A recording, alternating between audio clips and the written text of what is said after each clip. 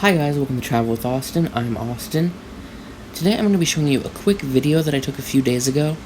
Basically, I was on my university campus looking at this new renovated hall. It's actually the video that you're seeing right now is some of the renovated hall. And what I was going to do was take the elevator to the top floor and then just go through and go down and look at the redesign. However, when I took the elevator to what I thought was going to be the top floor, it actually took me to the unfinished roof instead.